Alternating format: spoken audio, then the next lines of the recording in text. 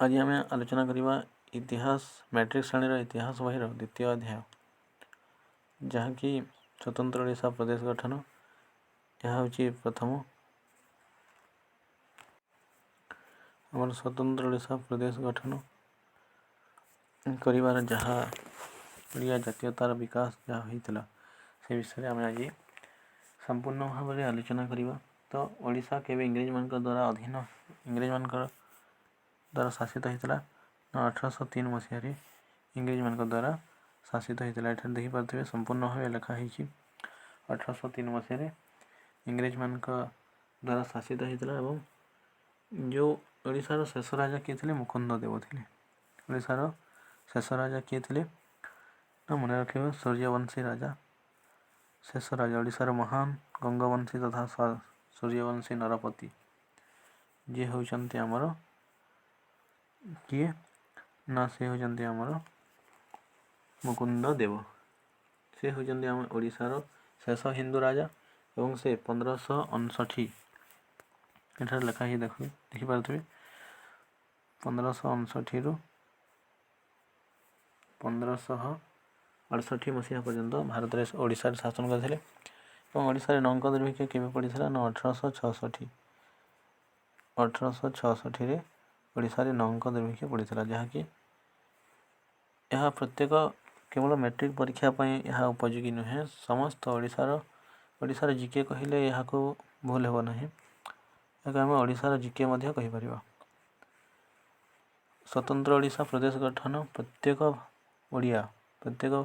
ओडिशार अधिवासी जानिबा निहाती आवश्यक यार हिस्ट्री से आज स्वतंत्र क्लास रे ये विषय आम आलोचना करवा। देखो तो शेष ओडिशार शेष राजा किए थे ना मुकुंद देव थे एवं तांकर समय काल केते पर्यंत थिला 1559 रु 1568 पर्यंत से राजनीति करते। ओडिशा 1866 ओडिशा नौका दुर्भिक्ष पड़ा ये देखिपे। नेक्स्ट आम जाना जी ओडिशा ख्रीष्टियान धर्म प्रचारक मैंने कटक ठारे 1823 मसीह गोटे कौन कले ना धर्म प्रचारक मैंने गोटे हितकारी दातव्य विद्यालय प्रतिष्ठा कले। यहाँ परीक्षा पचारि पारे मैट्रिक परीक्षा उपयोगी यहाँ मन रखिए। नेक्स्ट आम जाना जी 1841 मसीह देखिपे सरकार यहाँ परिचालना भार निज हाथ को नेले पर देखा आम कौन अच्छी। नेक्स्ट अच्छी ये 1854 मसीह चार्ल्स वुड्स डेस्पा जहाँ को मैग्ना कार्टा ऑफ इंडिया बोली कहुए प्रथम एजुकेशन नियम जहाँ आसी 1854 चार्ल्स वुड्स का पाठ्यक्रम प्रणीत होता ओडिशा रे। एवं 1857 कौन है ना कलिकता विश्वविद्यालय प्रतिष्ठा होता ओडिशा रे। जिला महकुमा गोटे गोटे विद्यालय सहित सरकारी साहाय्य प्राप्त विद्यालय 1858 मसीह तैयारी होता। नेक्स्ट आम देखिपे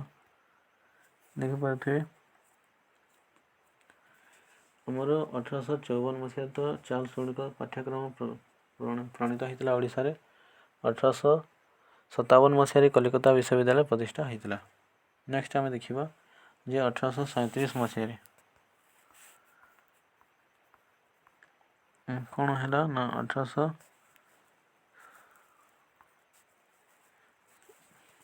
कटक मिशन प्रेस प्रतिष्ठा होता।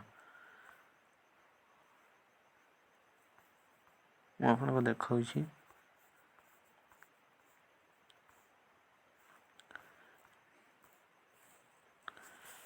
पर कौन है ना 1867 मसीह इंटरमीडिएट स्कूल भाव कटक जिला स्कूल को कौन करागला उच्च माध्यमिक विद्यालय व इंटरमीडिएट स्कूल भाव उन्नीत करागला। या सहित कलिकता विश्वविद्यालय सह बंधित है। कलिकता विश्वविद्यालय अंडर रे आमर इंटरमीडिएट स्कूल टी आसीथिला एवं 1868 जनवरी 20 रु एठारे मात्र 6 जन छात्र को नहीं शिक्षा आरंभ होता। नेक्स्ट आम उक्त वर्ष मधुसूदन दास यही शिक्षानुष्ठान FA पास कले और 1870 मसीह कलिकता विश्वविद्यालय BA पास कर ओडिशार प्रथम स्नातक होते। तो ओडिशार प्रथम स्नातक किए जदि पचारि तेबे यार सठिक उत्तर कौन हम ना यार सठिक उत्तर हम आमर मधुबाबू मधुसूदन दास जे कि ओडिशार प्रथम स्नातक कलिकता विश्वविद्यालय 1870 मसीह बीए पास करी से ओडिशार प्रथम स्नातक होते। पर देखा 1863 मसीहा 73 मसीह से एमए पास कले 1878 मसीह बीएल डिग्री हासिल करी स्नातकोत्तर आईन डिग्री प्राप्त करिवारे प्रथम ओडिया हेले। से स्नातकोत्तर आईन डिग्री एलएलबी करिवारे प्रथम ओडिया थिले एवं बीए पास करिवारे प्रथम ओडिया थिले।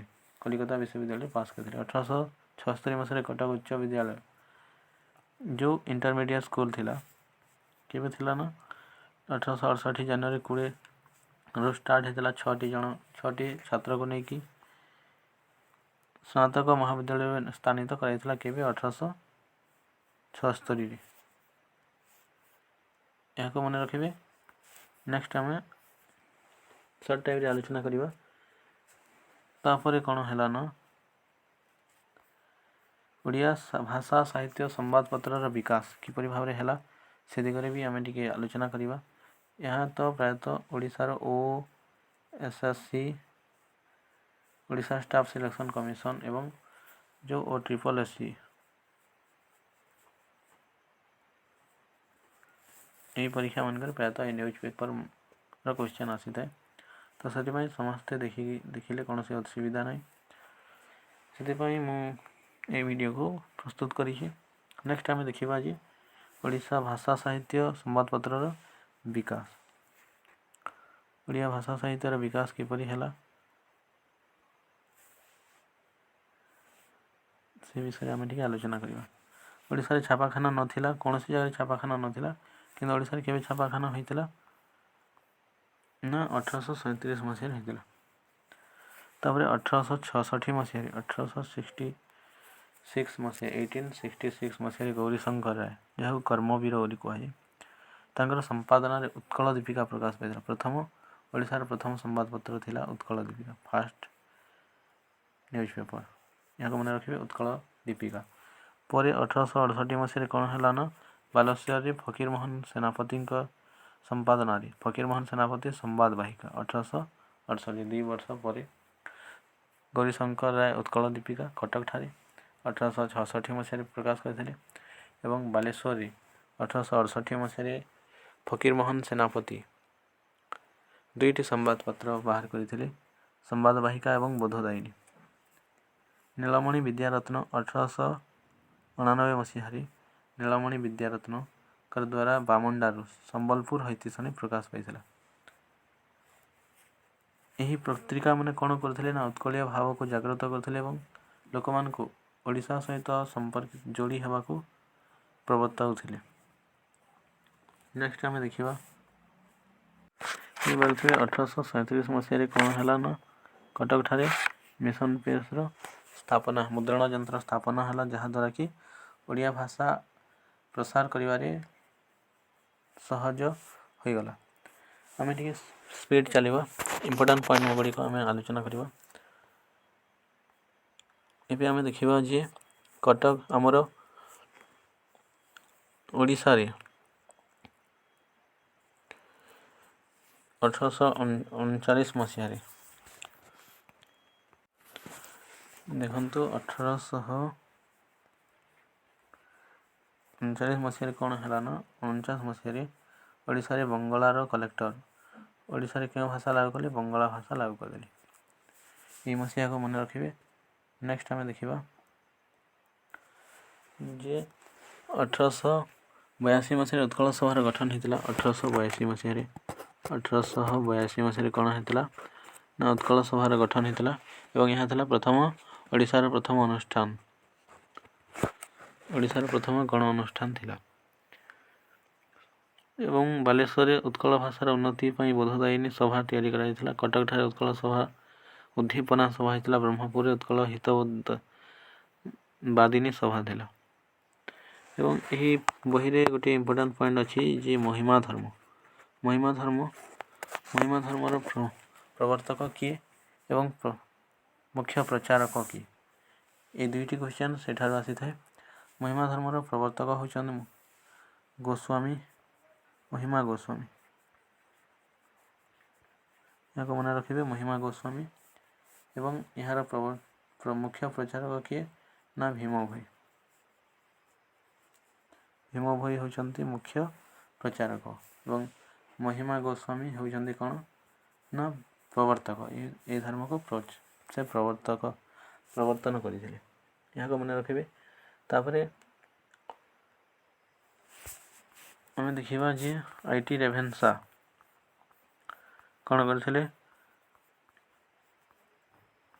ना ओडिशा रे जो आमर दयनीय स्थिति 1866 मसीह देखा देता जहाँ को आखि आगे रखी आईटी रेभेन्सा ओडिशा रे टिके उन्नतिमूलक कार्य मान हाथ को नहीं थे।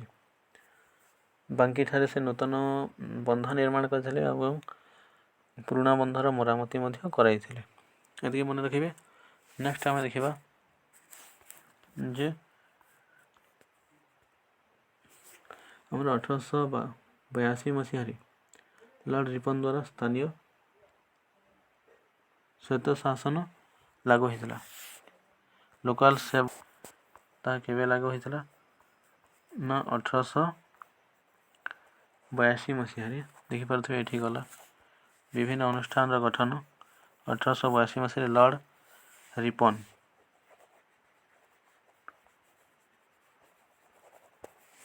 रिपन कौन कले ना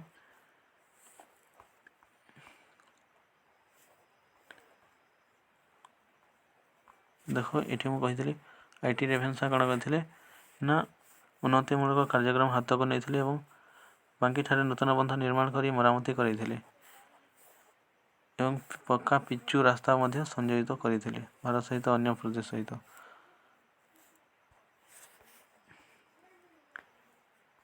महिमा धर्म कथा मुझे धार्मिक नवजागरण रू ये क्वेश्चन चली आसी थाए जे महिमा धर्मर प्रवर्तक किए।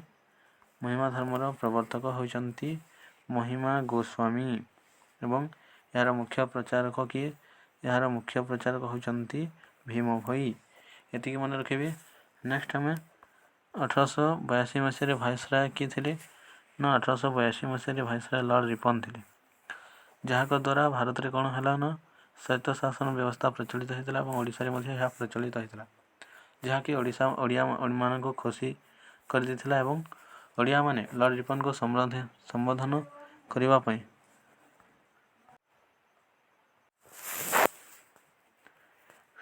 एवं लॉर्ड रिपन को संबोधन करने धन्यवाद जनवाई देखो 1882 मसीहा जून मस यह गोटे इम्पोर्टेंट क्वेश्चन होता है। 1882 मसीहा जून 30 तारीख में कटक ठारे एक विराट साधारण सभार आयोजन होता एवं बहु संख्यक ओडिया एठारे एकत्रित होते। एपरी भाव में विभिन्न कारण ओडिया मध्य जातीयवाद दृढ़ीभूत है जो मुख्य भाव में जो न्यूज पेपर गुड़ाक प्रसारित होता जहाँद्वारा कि ओडिया भाषार विलुप्त होगा आशंका किसी मात्रा कमी जाता एवं ओडिया भाषा विभिन्न अंचल रे प्रसारित हो पारला जहाँद्वारा कि आम ओडिया भाषा को बंचाई पारि सक्षम है एवं आमर स्वतंत्र ओडिशा प्रदेश गठन है।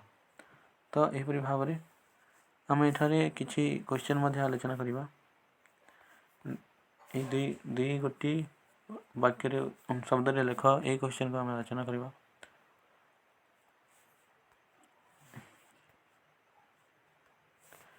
ये क्वेश्चन आलोचना करने मुझे नेक्स्ट गोटे वीडियो देवी जहाँकि संपूर्ण भाव में आमर ये 2 मार्किया आलोचना करवा एवं 1 मार्किया आलोचना करवा तार संगे आमर जो 4 गोटे जो 1 मार्किया क्वेश्चन अच्छे यार आलोचना करवा।